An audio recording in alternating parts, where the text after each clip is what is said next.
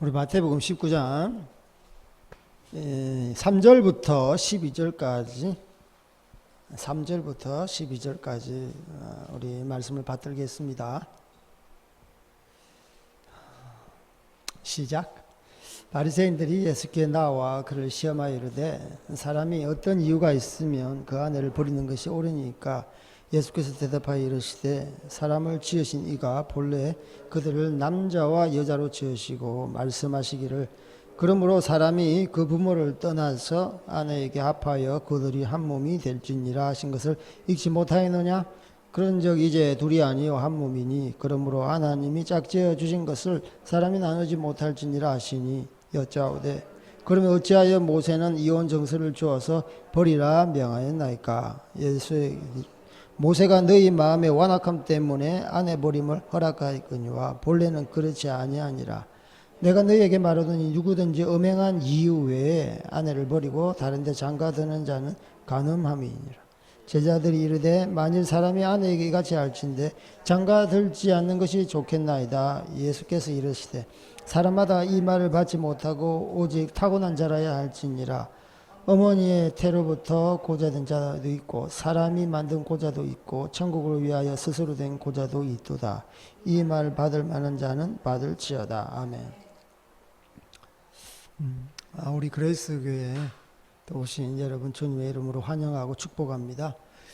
우리 서로 환영하며 인사했으면 좋겠습니다. 축복합니다. 사랑합니다. 좀 웃으세요. 얼굴에 좀 웃으면서 서로 인사했으면 좋겠습니다. 다시 한번 사랑하고 축복합니다. 사람이 이렇게 웃어야지 이렇게 복을 받습니다.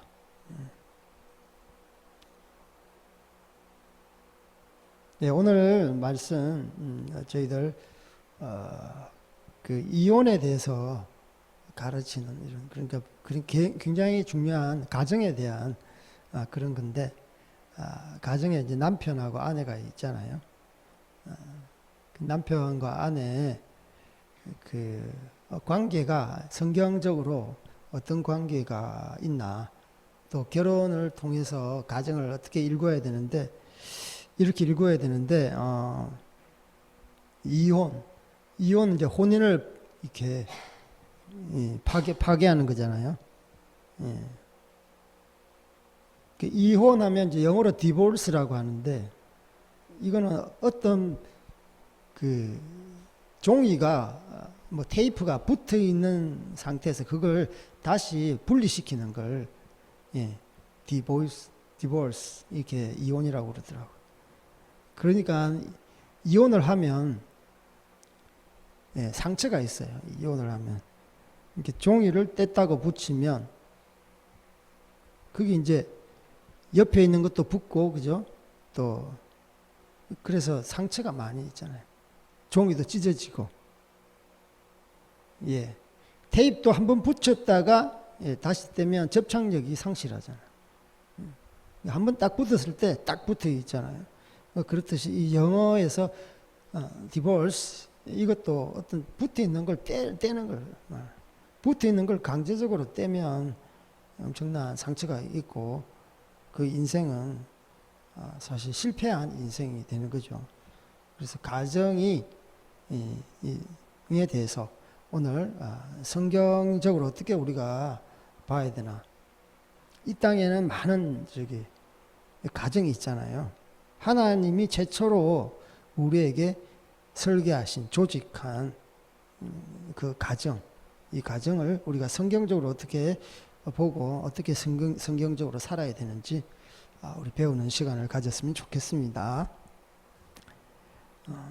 혹시 우리 방송을 듣는 분 중에서 심각하게 이혼을 고려한다든지 아니면 남편하고 불화가 있다든지 그러면 오늘 말씀을 통해서 좀 이렇게 반성을 하고 하나님께 이렇게 그 가정이 다시 한번 회복되는 시간이 되었으면 좋겠습니다. 우리 3절 시작. 바리새인들이 예수께 나와 그를 시험하여 이르되 사람이 어떤 이유가 있으면 그 아내를 버리는 것이 옳으니까. 이게 바리새인들이 예수님께 나와서 시험을 해요. 시험. 예수님을 미혹하는 거죠. temptation. 미혹입니다. 미혹. 어떤 시련을 통해서 그 예수님을 이렇게 돕는 것이 아니라 이 질문을 통해서 예수님을 어떻게 그 구덩이에 빠뜨리기 위해서, 코너에 몰기 위한, 항상 바리새인들은 그렇게 하죠. 사실 이 이유에 대해서 다 알아요. 어떤 이유로 그 이혼을 해야 되는지, 그 모세 율법을 꿰고 있는 자들이 바리새인들입니다. 알면서 예수님을 시험하여 사람이 어떤 이유가 있으면, 구약 성경에 신약 그 24장에 보면은 그 초반절에 보면은 1절에서 4절 그 모세의 그 이혼에 대해서 또 재혼에 대해서 그렇게 나와 있어요. 그래서 거기 보면은 음행한 영고라는 말은 안 나와 있고요.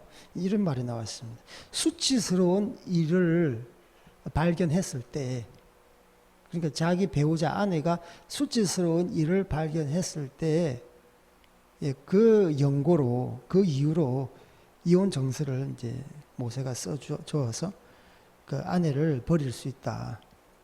이제 그런 말씀이 나오는데, 그래서 수치스러운 일에 대한 해석이 분분합니다. 그러나 이 신약 성서는 안 믿잖아요, 유대인들이. 그 예수님이 메시아라는 것을 안 믿어요. 그래서 지금 그 오늘 말씀에 보면은 9절에 보면 누구든지 음행한 영고, 음행한 이유 외에, 여기는 분명하게 여자가 간음했을 때, 이제 그것이 발견되었을 때, 그런데 구약에서는 수치스러운 일이 발견했을 때, 그래서 유대인들 사이에 수치스러운 일에 대한 해석이 분분해요. 하나는 자유주의파, 하나는 좀 보수적인 보수주의파 둘로 이렇게 해석이 나뉘어지는데, 자유주의파는 그 수치스러운 일이란 여자가 얼굴이 좀 못생겼고 하는 살림살이 살림도 제대로 못하고, 이런, 그리고 또 애도 못 낳고, 이 다양한 그 사회에서 수치를 당하고 부끄러운 일을 당하는 것에 대한 그런 일로 이렇게 좀 크게 범위를 크게 해서 해석을 합니다. 범위를 크게 해서. 그런데 보수주의자는 여자에게 수치스러운 일은 이렇게 간음, 다른 남자에게 어떤 정조를 빼앗기거나 자기가 허락했을 때, 이것으로 국한합니다. 그래서 유대인들끼리도 해석이 자유주의파, 보수주의파. 그래서 예수님을 시험해서 그를 시험하여 이르되 사람이 어떤 이유가 있으면 아내를 버리는 것이 가하니까 옳으니까 이렇게 하는 거예요. 일단 시작부터 예수님이 이렇게 구덩이에 빠뜨리겠다는 그런 심보를 가지고 있는 거죠. 그래서 예수님이 이제 그 대답에 대해서 아시면서 거기에 대해서 차근차근 가르칩니다. 예수님이 항상 가르칠 때는 바리새인들 뿐만 아니라 모든 대중에게, 그리고 제자들에게 가르침에 대한 어떤 포커스가 있는 것이죠. 우리 4절 시작. 예수께서 대답하여 이르되 사람을 지으신 이가 본래 그들을 남자와 여자로 지으시고, 4절만 읽으세요. 예수께서 대답하여 이르시되 사람을 지으실 때, 짓다는 말은 창조하다는 말이잖아요. 예수님께서 설명할 때 항상 그 기원으로 거슬러 갑니다. 우리가 어떤 문제를 이렇게 할 때 항상 그 근본 문제, 근본이 뭔가, 그 예수님께서는 사람을 지으실 때 그 인간론에 대한 딱 이야기를 하잖아요. 인간론. 인간은 어디에서부터 왔나? 그래서 이 결혼은 어디서부터 왔나? 남녀는 어디서부터 왔나? 일단 인간론에 대해서 예수님은 신학적으로 말하자면 그렇습니다. 그래서 우리가 어떤 문제에 부딪혔을 때 예수님께서 풀어 설명할 때 근본부터 파헤치는 거예요. 사람을 지으신 이가 본래 그들을 남자와 여자로 지으셨고, 우리 한번 창세기를 한번 봤으면 좋겠습니다. 창세기 2장 21절.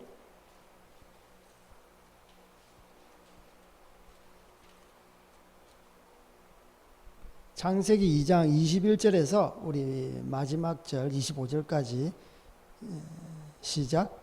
여호와 하나님이 아담을 깊이 잠들게 하시며 잠들매 그가 그 갈빗대 하나를 취하고 살로 대신 채우고 여호와 하나님이 아담에게서 취하신 그 갈빗대로 여자를 만드시고 그를 아담에게로 이끌어 오시니 아담이 이르되 이는 내 뼈 중에 뼈요 살 중에 살이라 이것을 남자에게서 취하였은즉 여자라 부르리라 하니라.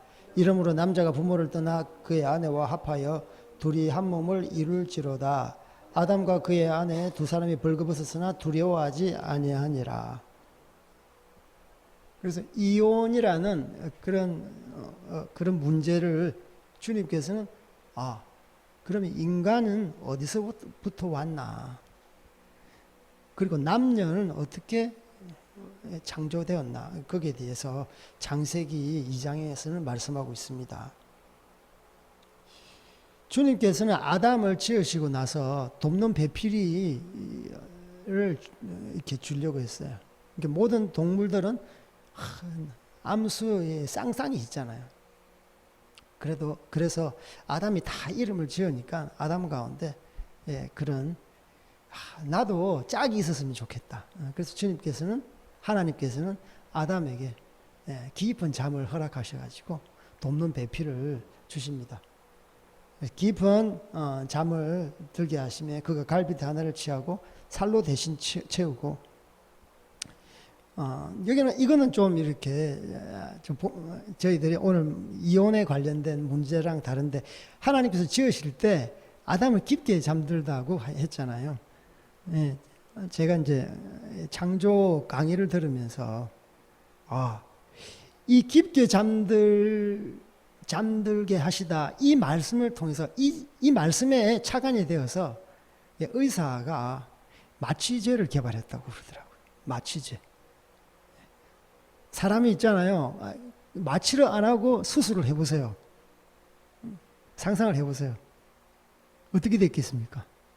마취제가 개발되기 전에 어떻게 했냐 그러면 그냥 입에다가 뭐 수건이라든지 하여튼 그런 자갈을 먹여서 사람이 소리 못 지르게 하고 손발을 양쪽에다 다 묶고 그냥 생으로 그냥 그렇게 했대요.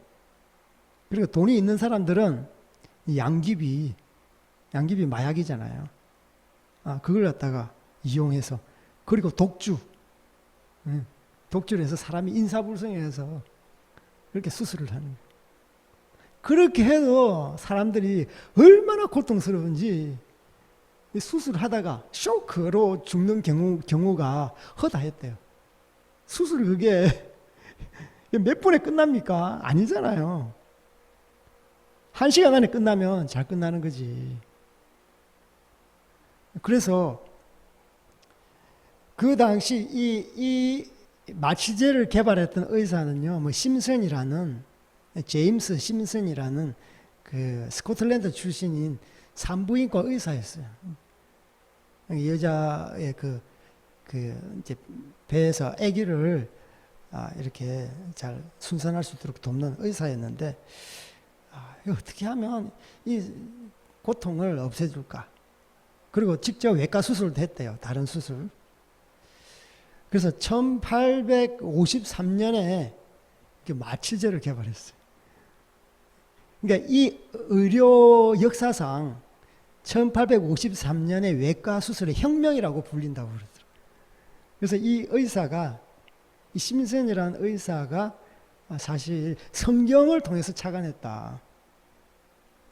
그래서 제가 이걸 보면서 진짜 이 성경 안에 해답이 있구나.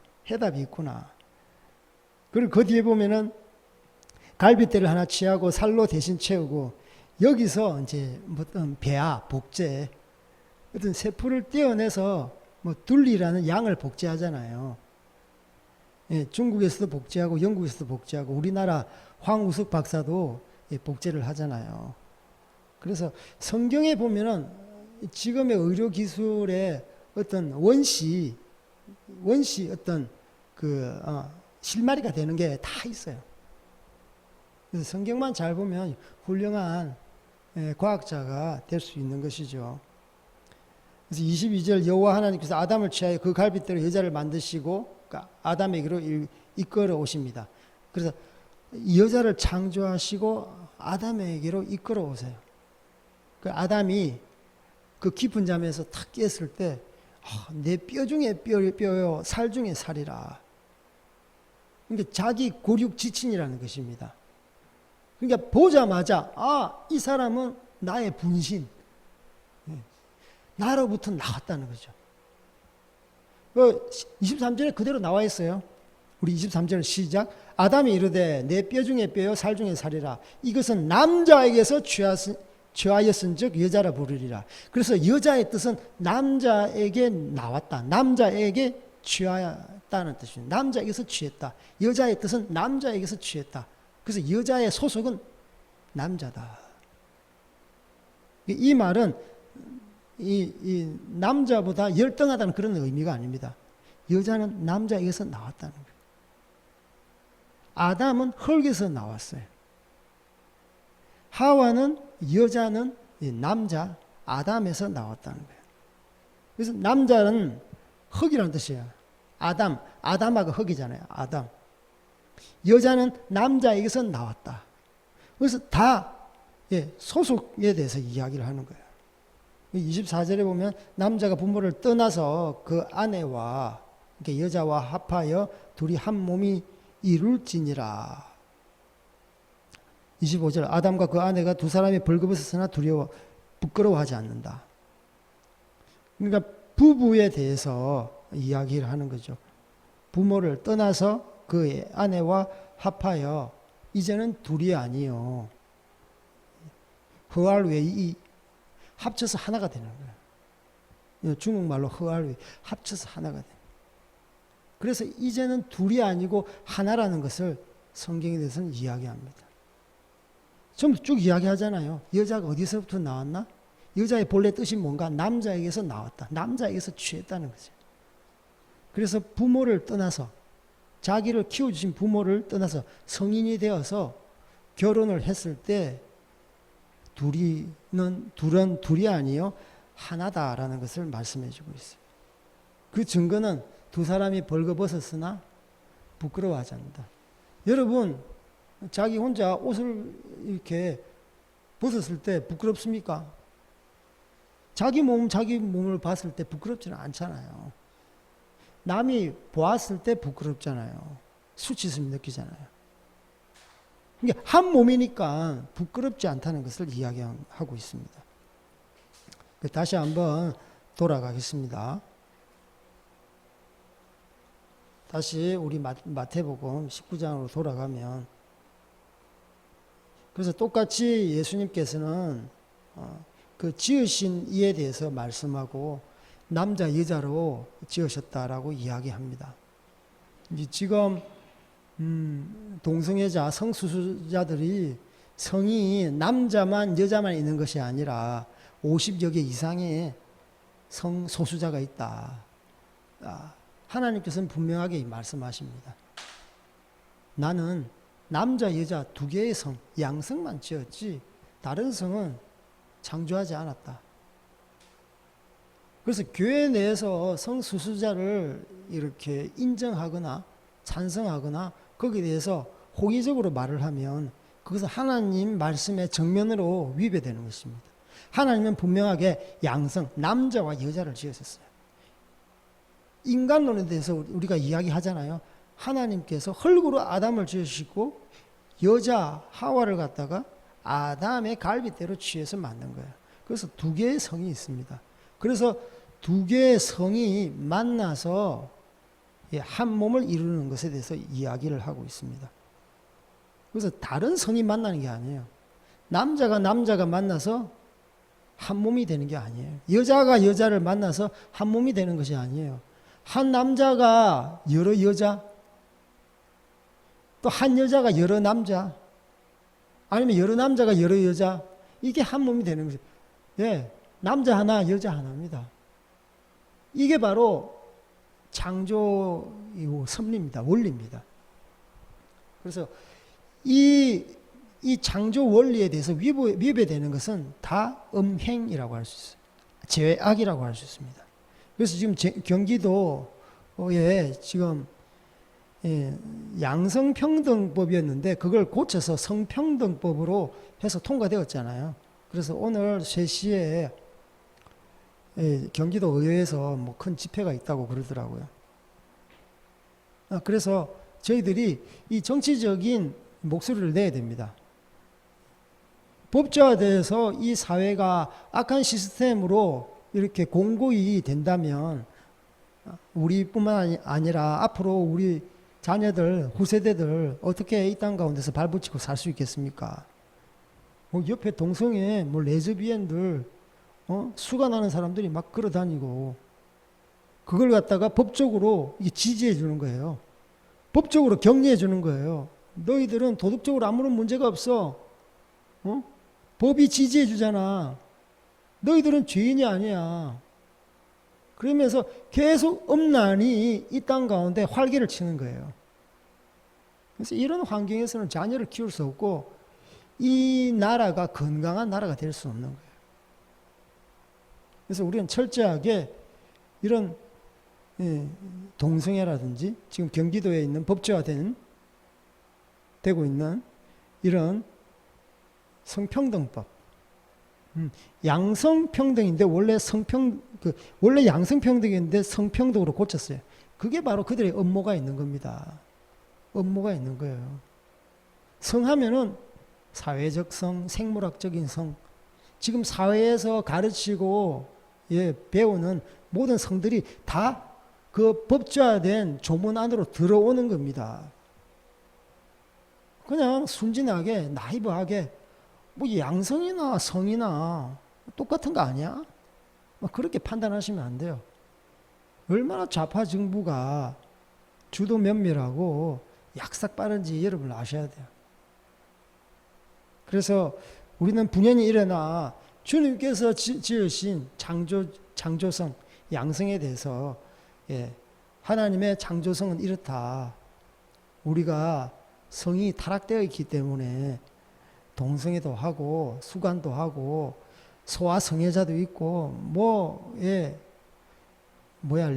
하여튼 제 입에 담기도 어려운데 민망한데 그런 지저분한 사람들이 너무나 많은 거예요. 제가 이제 이번 주에 제가 전도를 하다가 하나님께서 보여주신 게 있어요. 물론 그것도 가끔 하지만 이것에 대해서 포커스로 맞춰서 주님께서 전도하라. 한 여성의 어떤 그룹이 있었어요. 물론 남자도 한두 명 있었는데 하여튼 대부분 여성이었는데 그 여성 둘이 맨 뒤에 이렇게 자기 무리가 있으면 뒤에 그 후발대 있잖아요. 근데 걸어가는데 서로 어깨동무 하면서 한 여자가 자기 옆에 있는 그 여자의 엉덩이를 이렇게 주물더라고요. 근데 그걸 보면서 왜 이렇게 상스러워? 눈 뜨고 못 보겠는 거예요. 그 밤에. 그래서 주님께서는 동성애에 대해서 외치라고 물론 큰 소리로 메가폰으로 외치지 저한테는 음성을 들려주지 않았지만 마음 가운데 강한 하나님의 음성이 동성애에 대해서 외쳐라. 지금 한국의 이 수도 서울에서도 가장 번화가 강남 한복판에서 동성애 반대를 외치라고 그러더라고요. 그래서 제가 동성애 반대, 동성애는 성중독자, 너무 문장을 길게 하면 사람들한테 메시지가 제대로 전달 안 돼요. 그래서 동성애 반대, 동성애는 성소수자, 동성애는 성중독자, 성소수자가 아니라 성중독자, 그렇게 외쳤어요. 동성애에 무슨 권리가 있습니까? 동성애 권리가 없어. 그들은 환자야, 성중독자라니까. 그렇게 하면 사람들이 팍팍 돌아보더라고요. 어르신들은 그럼 그렇지 듣고 젊은이들도 놀라는 거예요. 저희가 이게 예수 믿는 그냥 어깨에 완장만 찼지 예수만 이야기할 줄 알았는데 막 사회 문제에 대해서 이야기하니까 실제로 강남 한복판에 그 번화가에서 동성애질을 하니까 내가 외쳐야 되는 거예요. 하나님께서는 그걸 외치니까 사람들이 반응하게 만드는 거예요. 요나가 니느웨 성에서 그죠? 전도를 하더라도 그죠? 좀 잘해야 되는데 야, 회개하라, 심판이 있다. 회개하라, 심판이 있다. 대충 전도해도 사람들이 막 회개하잖아요. 그 시대에 그 죄악을 갖다가 찌를 때 사람들이 돌아오잖아요. 예수님 믿으면 복 받습니다. 예.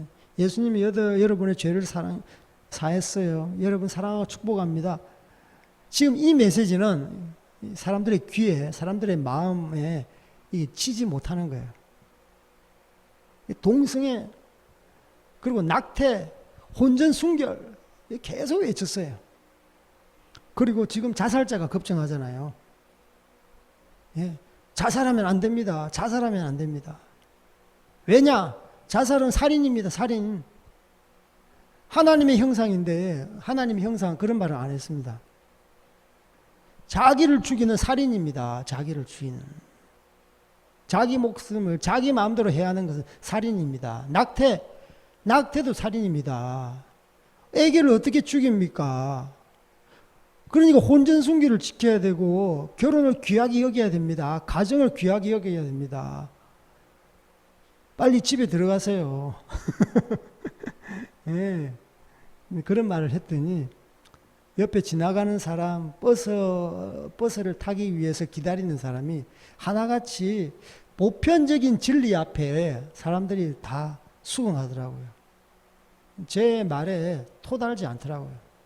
보통 예수님에 대해서 증거하고 우리가 말하는 뭐 사복음서, 사형리라든지 주 예수를 믿으라 그리하면 너와 내 집에 복을 얻으리라 이런 말씀. 예. 세상을 이처럼 사랑하사 독생자 예수를 주셨으니 이는 저를 믿는 자마다 멸망치 않고 영생을 얻게 하리 하심이라. 막 이런 저희들한테는 하나님 말씀이죠. 그런데 세상 사람들한테는 종교적인 그런 이야기로 들리는 거예요. 그런데 보편적인 진리, 지금 현재 사회의 죄악성에 대해서 이야기를 할 때 사람들은 뜨끔하는 거예요. 그리고 맨 마지막에 하나님 여러분 사랑하십니다. 그렇게 또 말하고 또 원색적인 또 죄에 대해서 이야기하고 하나님 여러분 사랑하십니다 하고 또 말하고 그렇게 하니까 제가 볼 때 이 사회에 정말 이 복음을 전하는 사회에 외치는 자의 소리가 그들의 마음팍을 갈기갈기 찢어놓고 다시 한번 회복해야 하는 그런 복음의 메시지인 거예요. 제 메시지를 갖다가 제 전도를 갖다가 뭉개버리면 그 사람은 복이 없는 거예요. 마음으로 동의하고 아멘하는 사람들은 복이 있는 거죠. 그래서 주님께서는 분명하게 이 양성을 창조하신 거죠. 수많은 성수수자를 창조한 게 아니라 저번에도 말씀하셨듯이 동성애자는 태어날 때부터 그렇게 태어난 게 아닙니다. 태어날 때부터 그렇게 태어난 게 아니에요. 해머라는 과학자가 자기가 동성애자니까 동성애자를 보호하고 변호하고 합법화시키기 위해서 논문을 조작한 거죠. 샘플도 몇 개 안 돼요. 100개 이상도 안 돼요. 보통 샘플이라고 하면 많은 사람들에게 이렇게 임상조사할 때 사실 1000명 이상은 해야 돼요. 그게 제대로 된 논문이 나오려면 10,000명 이상의 어떤 샘플링을 임의적으로 사람들에게 전수조사를 해서 그렇게 해야 되는데 고작 100명도 넘지 않아요.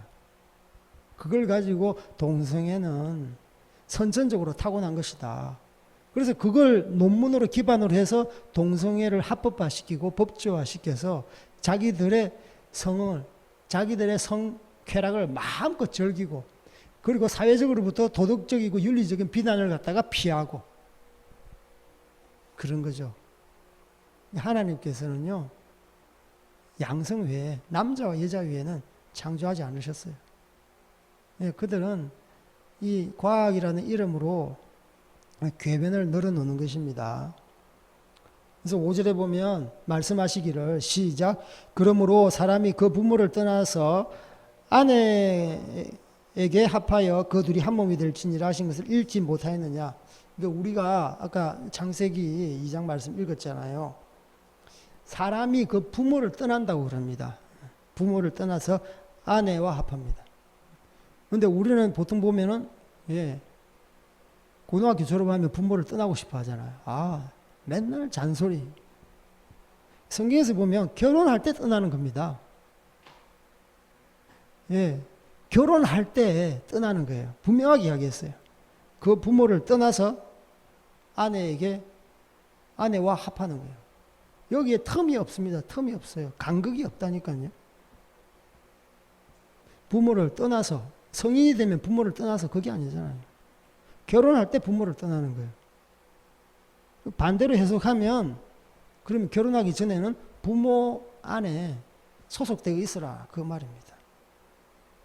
부모에 소속되지 않고 고등학교 졸업하니까, 국가에서 성인이라는, 이라고 해주니까, 성인이라는 호칭을 이제는 너희들은 다 컸어. 너희들은 스스로 판단할 수 있어. 너희들은 이제는 의젓한 투표권자야. 아닙니다. 결혼해야지만이 주님께서는 독립하라고 그랬어요. 사회에서는요, 이 정치인들이 고등학교 졸업하면 성인이라고 하고 투표권을 주고 너희는 너희 마음대로 자기 성을 결정할 수 있고 자기가 판단할 수 있고 자기가 어떤 정치적인 의견 발언을 할 수 있다. 사실은 아니에요. 성경에서 보면 부모에 소속되어서 결혼하고 난 다음에 떠나는 겁니다. 그래서 분명하게 이야기하고 이 말씀을 저희들은 관과하고 놓칩니다. 그러니까 이 땅에 젊은이들이 굉장히 혼탁하고 타락해 있는 거예요. 부모의 말을 안 들어요. 여기서는 또 어떤 문제가 있나? 부모 말에 순종하지 않기 때문에 떠나는 겁니다.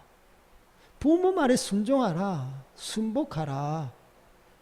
계명 5계명에 대해서도 이야기하는 거죠. 부모에게 효도하면 이 땅에서 잘 되고 장수하는 복이 있습니다. 부모를 통해서 복이 내려오잖아요. 부모를 통해서 복이 내려와요. 여러분이 공부를 잘한다, 머리가 똑똑하다, 운동을 잘한다, 사회성이 좋다, 사교성이 좋다, 그거요 얼마 못 갑니다. 자기를 행복하게 해주는 줄 아세요? 오히려 부모를 떠나면요 사회에서 시달리다가 녹초가 되고 결국은 실패자로 전락할 수밖에 없어요. 진정한 행복이 없는 거예요. 부모님 안에 있을 때 부모님께 효도하는 거예요. 호시탐탐 부모로부터 독립을 노린다. 여러분 꿈 깨세요. 그래서 아담에서 그 여자가 나왔는데 이 갈빗대는요 누가 그러시더라고요. 갈빗대를 이렇게 적출해가지고 멀리 경상도에서 저기 이렇게 중국으로 버리는 저기 강원도로 하는 게 아니라 버리는 것이 아니라 주변 근처에 자기 배우자가 있다는 거예요. 그래서 부모 설화에 있으면서 부모가 이렇게 해주는 그런 남자, 그런 여자를 만나는 것이 성경적이에요. 그래서 부모가 사실 결혼은 한 사람과 결혼하는 것이 아니라 가족이 결혼하는 것입니다. 가족이 합하는 거예요. 그 두 사람이 한 몸을 이룸을 통해서 두 가문이 한 가문이 되는 겁니다.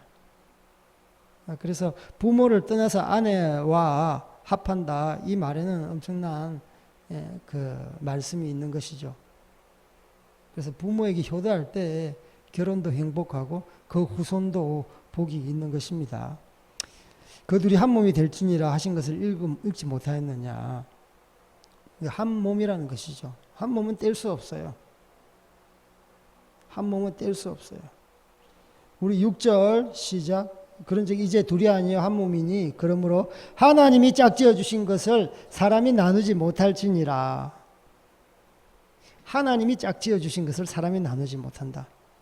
한 몸에 대한 정의입니다. 여러분이 결혼했죠? 여러분이 결혼했죠? 여러분이 좋아서 결혼한 것처럼 보이죠? 그런데 하나님께서 짝지어 주신 것입니다. 이게 어떤 의미냐 하면 하나님께서 도장을 찍어줬다는 거예요. 주례를 하잖아요. 모든 사람들의 정인이 있습니다. 정인이 있어요. 모든 사람들이 정인이 있잖아요.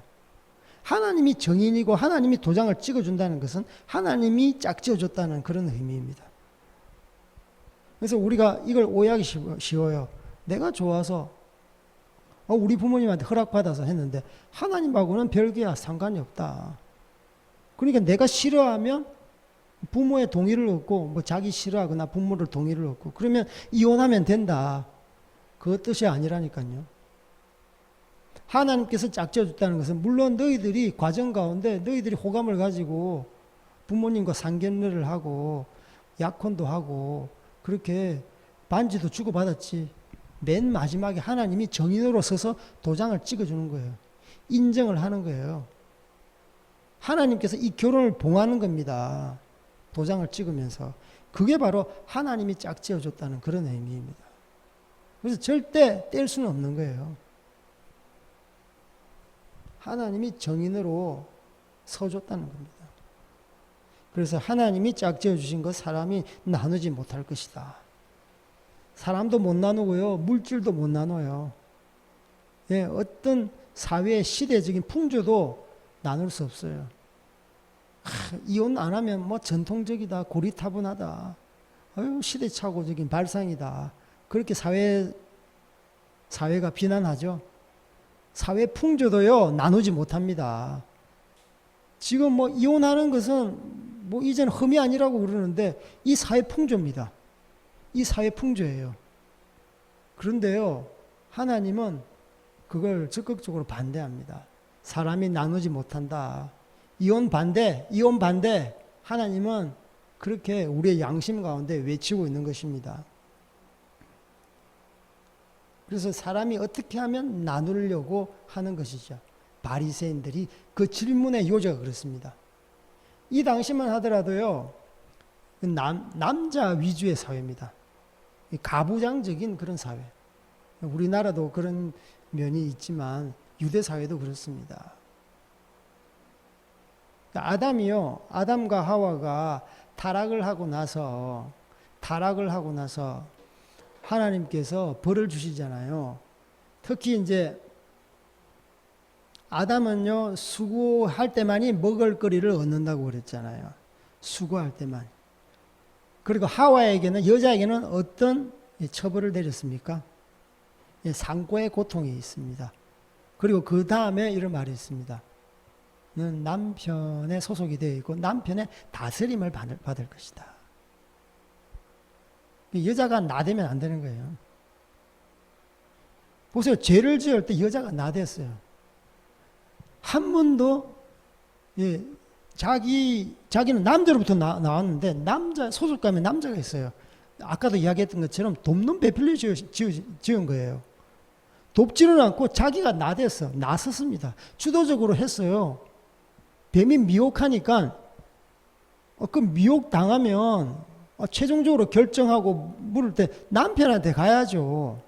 근데 자기가 거기서 결정하고 판단하고 행동까지 해버리는 거예요.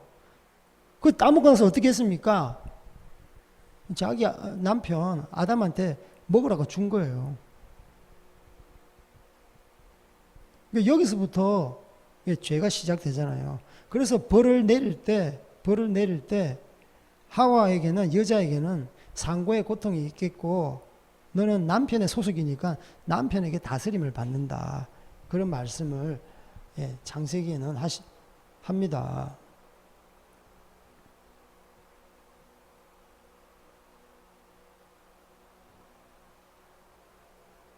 그래서 그 유대인의 그 시대적인 상황, 가부장적인 상황, 일부 다처제, 그래서 자기 마음대로 싫어하면 버리는 거예요.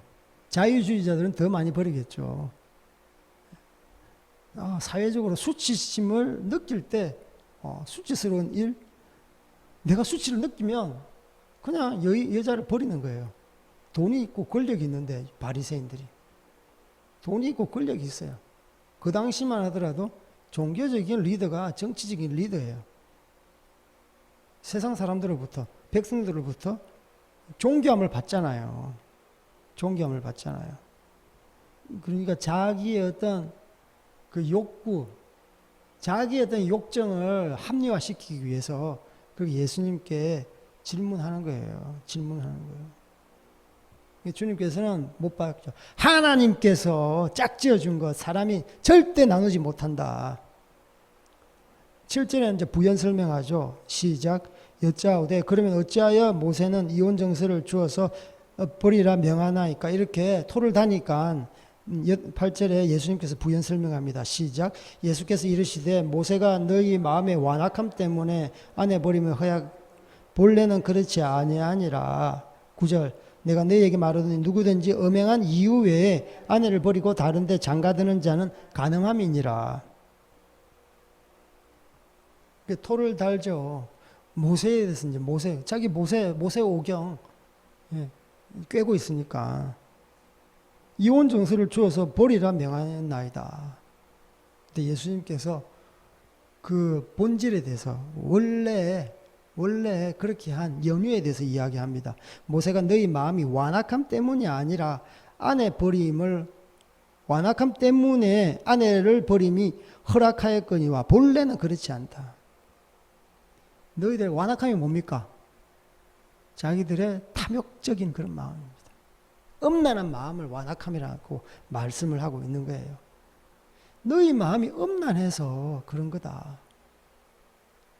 우리나라 예전에 보면 물론 지금도 그런 분이 있지만 남자가 좀 옛날에 술 먹고 바람 피우고 첩도 두고 그런 거 많았어요. 저희 지금 돌아가신 외할아버지도 아들을 낳고 싶었는데 아들을 못 낳으니까 그 돈을 주고 그 씨바지를 사셨다고 그러더라고요. 돈이 있으니까. 하여튼 돈이 있고 어떤 지위가 있으면 그렇게, 물론 저희 외할아버지는 그 아들 낳기 위한 그런 것도 있지만 아들이 하나 있었는데도 그러더라고요. 옛날에는 첩이 많았고 둘째, 셋째 그런 분들이 많았나 봐요.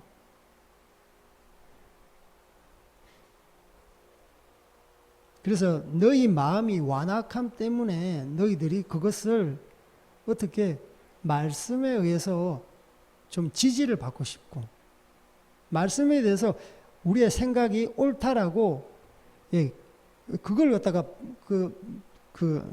근거를 대고 싶은 거예요. 그래서 너희 마음이 완악함 때문에 그렇게 허락했다.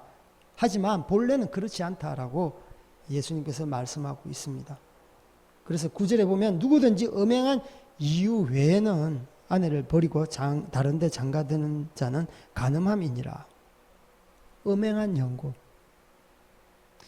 근데 더 중요한 음행을 했어도 품고 이혼을 하면 안 되는 게 그게 오히려 하나님 앞에 거룩하고 좀 성숙한 가정이라고 할 수 있어요. 실수할 수 있잖아요. 여기서는 남자, 여자 다 포함되는 겁니다. 여자가 뭐 음행했다고 해서 남자가 음행했다. 그게 아니고 둘 다 포함되는 거예요. 이것은 그때 가부장적인 사회에서 예수님께서 설명하기 위해서, 가르치기 위해서 이렇게 말씀하신 거예요. 그들의 이제 피부에 와닿게 설명을 해야 되니까. 지금 현대에 예수님께서 말씀하셨으면 남자든 여자든 간음을 했을 때 그런 연유로 이혼 정서는 써주지만 본래는 너희들 그냥 흠이 있어도 참고 살아라. 가정이 깨어지면 어떡합니까? 그 자녀들은 어떻게 하라고. 그 떨어져서 덕지덕지 붙은 상처는 어떻게 하라고. 만약에 이혼을 했으면 그냥 다시 재혼하지 말고 끝까지 가야 되는 거죠. 그러니까 다시 재혼을 위해서 그 자기의 음욕과 탐욕을 갖다가 여전히 마음 가운데 있는데 속으로 야 다음에 재혼할 때 좀 좋은 여자하고 좋은 남자하고 결혼해야 되겠다. 그런 엄란이 마음속에 들끓어요. 그러니까 너희 마음이 그렇게 완악하다. 우리 예전에 어머님들이 남편이 그렇게 술 먹고 바람 피워도 자식들을 위해서 그렇게 가정을 든든히 지탱해 나갔잖아요. 바로 그겁니다. 지금 가정이 깨어지는데 우리가 어떻게 해야 되겠습니까? 조그만 문제가 있으면 법적 소송을 걸고 그렇게 해야 되겠어요? 사별이 아니면 재혼을 생각하지 마라. 사별을 아니면. 중간에 죽었다. 남자가 죽었다. 여자가 죽었다. 그러면 그건 허락하고 또 음행한 연고 외에는 뭐 굳이 이혼하지 말라는 거예요. 그래서 얼마나 하나님께서 이 가정을 소중하게 깨뜨리고 싶지 않은 거예요. 깨어지면 안 되는 거예요. 사회 국가야 깨어지는 것보다, 사회 조직이 깨어지는 것보다 더 중요한 것은 이 가정이 온전하게 유지되는 것. 이 가정을 통해서 뭡니까? 우리 후손들이, 거룩한 자녀들이, 우리 말라기 2장 14절 16절 이 가정이 깨어지면 왜 안 되느냐? 말라기 2장 14절 16절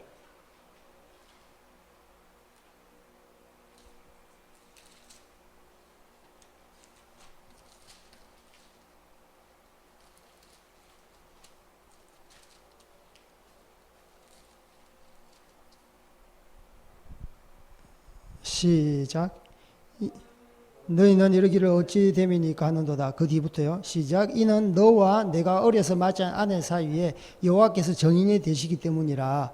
그는 내 짝이요 너와 서약한 아내로 돼 내가 그에게 거짓을 행하였도다. 그에게는 영이 충만하였으나 오직 하나를 만들지 아니하셨느냐? 어찌하여 하나만 만드셨느냐? 이는 경건한 자손을 얻고자 하심이라. 그러므로 내 심령을 삼가 지켜 어려서 맞이한 아내에게 거짓을 행하지 말지니라. 이스라엘 하나님 여호와가 이르노니 나는 이혼한 것과 옷으로 학대를 가리는 자를 미워하노라. 만군의 여호와의 말이니라. 그러므로 너희 심령을 삼가 지켜 거짓을 행하지 말지니라. 이 당시에 아내에게 거짓을 행했다고 그래요. 거짓말을 해가지고 아내를 나쁜 사람, 간음했다, 남하고 남자하고 만났다, 부끄러운 짓을 했다, 그렇게 해서 여자를 버리는 거예요. 그렇게 하지 마라 그러잖아요. 어려서 맞이한 아내 사이에 여호와께서 정인이 되시니라. 아까 여호와께서 짝으로 만들어 주셨으니까 사람이 나누지 못한단 말이죠. 여기서 분명하게 이야기하고 있습니다. 여호와께서 정인이 되시기 때문이다. 여호와께서 두 눈 부릅뜨고 너희들이 결혼할 때 정인이 되었다, 주례를 섰다, 이 말입니다. 그러니까 그는 내 짝이요 너와 서약한 아내로다. 14, 15, 16 맨 마지막에는 항상 나와요. 거짓을 행하지 말아라. 그에게 거짓을 행하지 말아라. 그에게 거짓을 행하지 말아라. 15절에 보면, 중간에 보면 경건한 자손을 얻고자 함이라. 가정이 깨어지면 안 됩니다. 가정이 깨어지면 경건한 자손이 나오지 않아요. 하나님은 하나님의 꿈이 있습니다. 거룩한 자녀를 통해서 거룩한 자손들이 대대손손 나오기를 원합니다. 거룩한 명문 가문이 진짜 구름대처럼 나오기를 원하는 하나님의 마음이 있는 것이죠. 그래서 거짓말 하지 마라. 여기서 괴사를 행하지 말아라고 다른 성경에 나와요. 거짓말로 사람을 갖다가 조종하는 거예요. 참소하고 사람을 갖다가 죄가 없는데 죄의 딱지를 붙이는 거예요. 자기 아내를, 네가 젊어서 그렇게 맞이한 아내인데 어떻게 그렇게 할 수 있느냐? 응? 필요할 때 써먹고 버리고 돈이 있으니까, 권력이 있으니까 다른 여자도 드리고 거짓거리를 했단 말입니다. 지금도 마찬가지죠. 돈과 권력이 있으면요, 자기 본처 버리고 세장가 들고요. 그리고 본처한테 미안하지도 않아요. 유흥업소에 자주 드나들고, 예, 접대한다고 사롱에다가, 룸사롱 같은데, 룸이잖아, 룸에서 뭐 하겠습니까? 술 먹고, 여자 끼고, 그렇게 하다가, 그리고, 잠자리를 같이 하는 거예요. 의원이 자기 가정에 자기 아내와 자기 애들이 있는데도 불구하고, 지금 사회상이 그렇습니다. 사회상이 그래요. 하나님께서는 가정이 깨어지는 것을 진짜 싫어하세요. 이 가정을 통해서 거룩한 자손들이 많이 나오기를 원하는 거예요. 하나님께서 정인이 되어서 그는 내 짝이요 너와 서약한 아내로다. 법적으로도 하나님께서는 국가법보다 하나님의 법이 더 중요합니다. 하나님이 정인 되시면 여러분, 예, 자기 마음대로 자의적으로 가정을 깨트릴 수 없습니다. 그런 권리가 없다고요. 무슨 권리가 있어? 이 세상에 뭐 자유민주주의라 그래가지고 자기 권리 부르짖죠. 인권 부르짖죠. 결혼하고 나면 자기 마음대로 이혼할 권리가 없다는 겁니다. 그 권리는, 그 주권은 하나님 소관 안에 있는 거예요. 그래서 하나님이 짝지어 준 것 사람이 나누지 못한다는 거예요. 하나님이 정인되어서. 하나님의 그 주민센터 동사무소에 이미 다 이렇게 서류 정리가 다 됐다는 겁니다. 할렐루야. 그래서 우리가 정말 가정을 소중하게 여기셔야 돼요. 우리 젊은 청년들 정말 순결을 지키셔야 돼요. 자기 순결을 지킬 때만이 가정이 소중해집니다.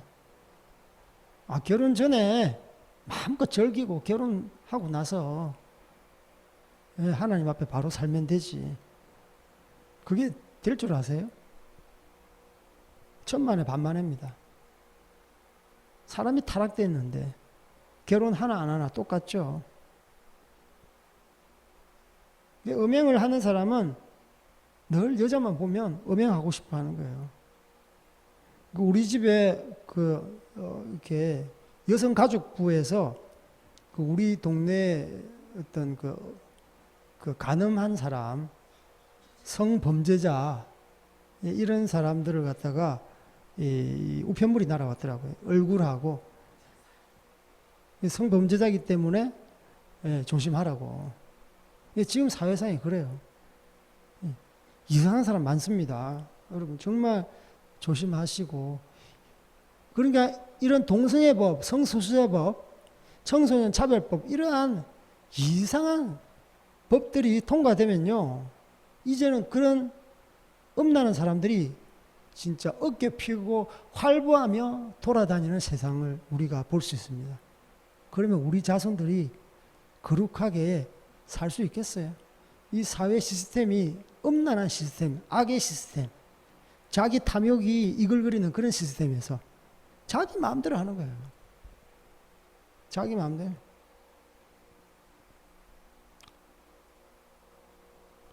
우리 10절 시작. 제자들이 이르되 만일 사람이 아내에게 이같이 할진대 장가들지 않는 것이 좋겠나이다. 그러니까 이제 마烦, 번거로운 거예요. 그러면 아내를 맞이해서 이렇게 가정에 충성하고 이런 이혼 문제도 있고, 속 편하게 그러면 혼자 사는 게, 독신하는 게 좋지 않겠습니까? 차라리 장가들지 않는 게 속 편하지 않겠습니까? 그렇게 했더니 예수님께서는 이제 말씀하죠. 우리 중요한 말씀입니다. 11절 12절 시작. 예수께서 이르시되 사람마다 이 말을 받지 못하고 오직 타고난 자야 할지니라. 어머니의 태로부터 고자된 사람도 있고 사람이 만든 고자도 있고 천국을 위하여 스스로 된 고자도 있도다. 이 말을 받을 만한 자는 받을지어다. 아멘. 그러니까 이 말을 사람마다 이 말을 받지 못하고 오직 타고난 자라야. 이게 타고난 자가 어떤 자냐? 장가 들지 않고 그렇게 독신으로 살아야 되는 타고난 자는 어떤 자냐에 대해서 이제 세 종류에 대해서 이야기를 합니다. 세 가지 종류. 하나는 이제 어머니 태로부터 자연적인 선천적인 고자. 고자라는 말을 알죠? 예. 그 사람이 만든 고자. 두 번째, 사람이 강제적으로 만들었어요. 예전에 이제 왕궁에 살던 내시 같은 사람. 생식을 못하도록 그렇게 거세를 했죠. 그런 고자도 있어요. 세 번째, 천국을 위해서 스스로 된 고자도 있도다. 그래서 사도 바울과 같이 나는 하나님 나라를 위해서 내 가정을 희생하고 독신으로 살면서 정말 이방인들에게 복음을 전하겠다. 일평생 하나님 앞에 헌신한. 그래서 이것 외에는 웬만하면 결혼해라라는 말입니다. 그래서 결혼하면 뭡니까? 서로 복종하는 거예요. 서로 복종하는 거예요. 서로가 서로를 위해서 위해 주는 겁니다.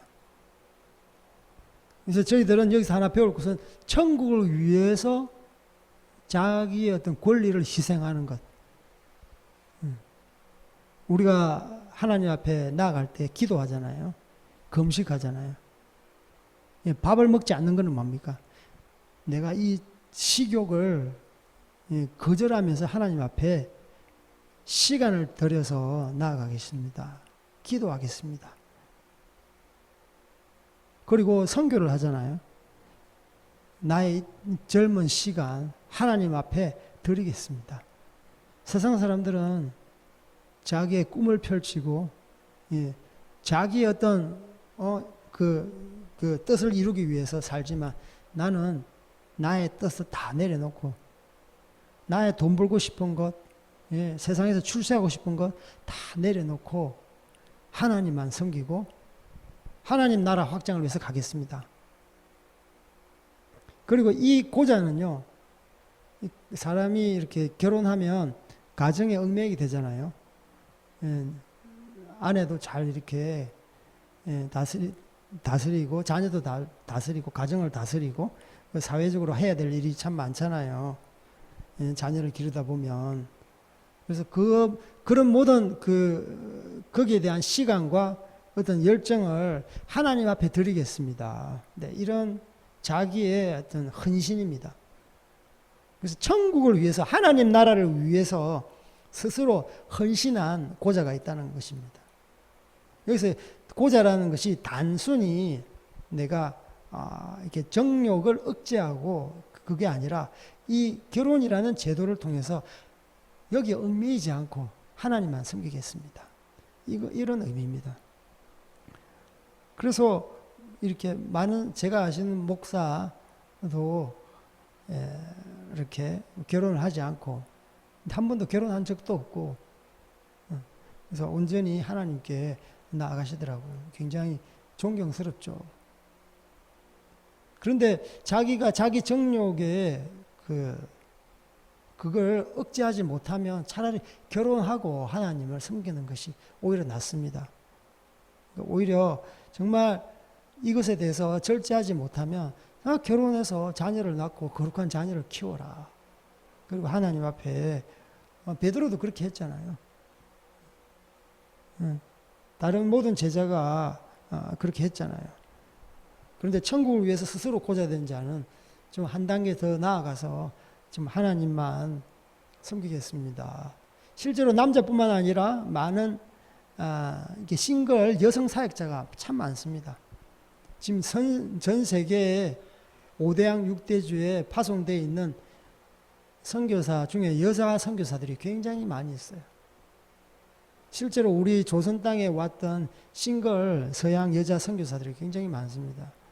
그 양화진의 묘비에 보면 한 싱글 선교사 사역자가 비석에 이런 말이 있잖아요. 나에게 1000개의 그 목숨이 있다면 그 1000개까지라도 이 조선 땅을 위해서 내가 버리겠다. 자기 목숨을 버리겠다. 그러니까 이런 사람이 다 하나님 나라를 위해서 스스로 고자됐다는 거예요. 그러니까 여기 영적인 의미가 굉장히 많이 있습니다. 하나님은 가정이 일단 이루면 이 가정은 깨어지지 않고 이 가정을 통해서 하나님의 거룩성이 흘러가기를 원하는 마음이 있어요. 하지만 네가 정말 하나님 나라의 영적인 그 보화, 영적인 그 성장, 번성, 하나님 나라를 위해서 헌신하려고 하느냐? 그러면 이 정욕을 이기고 내려놓고 하나님께서 온전히 헌신하는 영적인 고자를 이렇게 하나님께서는 이 말을 받을 만한 자는 받을지니라. 그러니까 누구나 다 허락된 건 아니라는 거예요. 누구나 다 허락된 것이 아니라는 거예요. 그래서 정말 우리가 가정이라는 것은 하나님의 나라가 확장되는 것이 무엇입니까? 하나님의 어떤 법이 지배를 받는 겁니다. 하나님의 법은 뭡니까? 거룩한 법이에요. 그러니까 우리가 예수 믿고 그 가정이 복음화되고 민족이 복음화되면 하나님 나라가 하나님의 통치가 세워지는 거예요. 그게 뭐 누가 대통령 되고 누가 정치적인 어떤 실권을 잡고 그게 아니에요. 이 가정이, 이 마을이, 이 민족이 하나님의 성경에 있는 하나님의 법의 지배를 받으면 결국 그것이 하나님의 나라가 되는 것이에요. 그래서 이혼에 대해서 가르치면서 결국은 너희들이 하나님 나라를 위해서 영적이든지 육적이든지 스스로 고자되기를 원하는 거예요. 이게 바로 거룩입니다. 우리가 가정을 가졌으면 깨트리면 안 되고, 서로가 남자는 아내는 남편에게, 남편은 아내에게 의무를 다하고 복종하는 겁니다. 그리고 자녀를 거룩하게 키우는 것입니다. 자녀들은 부모님께 효도하는 것이고, 부모에게 떠나기 전에는 부모에게 귀속되는 거예요. 떠나면요, 거룩한 가정을 이루어서 거룩한 후손을 낳고 기르는 거예요. 그리고 영적으로도 천국을 위해서 정말 하나님 나라 확장을 위해서 스스로 고자되고, 그래서 우리가 오늘 이 말씀을 통해서 많이 배웠습니다. 인간은 어디서부터 왔는가? 인간론에 대해서 배우고, 결혼은 무엇인가? 한 몸은 무엇인가? 완악한 마음이 무엇인가? 인간의 완악한 마음, 바로 음란하고 탐욕적인 마음이에요. 그리고 맨 뒤에 진정 영적으로 고자된 자는 무엇인가? 바로 천국을 위해서, 하나님 나라 확장을 위해서 고자된 자를 말하는 것이죠. 그래서 우리가 가정을 소중하게 여기고, 우리 청년들, 우리 어린이들 다 하나님 앞에 혼인 전에는 절대적으로 순결을 지키면서, 자기 몸을 지키면서 부모님께 효도하는 자들이 다 되고, 또 이 가정을 통해서 하나님의 거룩성이 이 세상 가운데 영향력을 끼치면서 나타나기를 주님의 이름으로 축복합니다. 우리 같이 기도합시다. 하나님 아버지 감사합니다. 오늘 정말 또 귀한 말씀 주셔서 감사합니다. 부모를 떠나서, 사람이 부모를 떠나서 아내에게 합하여 그들이 한 몸이 될지니라. 한 몸이기 때문에 정말 하나님이 이렇게 짝 지어 주셨기 때문에 사람이 절대로 나누지 못한다고 또 말씀해 주셔서 감사합니다. 우리 이 가정을 통해서 정말 하나님의 영광을 돌리는 가정 되게 하여 주시옵소서. 하나님의 거룩한 그 거룩성이 가정을 통해서 자손들을 통해서 나타나기를 원합니다. 그래서 정말 생육 번성, 땅에 충만하고 이 땅을 다스리고 정복하는 정말 가정들 다 되게 하여 주시옵소서. 정말 천국을 위해서 스스로 고자된 자도 있다고 그랬습니다. 정말 저희들이 영적으로, 육적으로는 못할지라도 영적으로 하나님 앞에 철저하게 헌신된 그런 영적으로 고자된 자로 주님께서 삼아 주시옵소서. 그래서 이 천국이 정말 저희들을 통해서 도래하게 하여 주시옵소서. 이 땅에 저희들을 통해서 천국의 법이 정말 통치되는 그 나라가 도래되게 하여 주시옵소서. 감사합니다. 주님 감사합니다. 주님 홀로 영광받아 주시옵소서. 이 모든 말씀 예수님 이름 받들어 기도드립니다.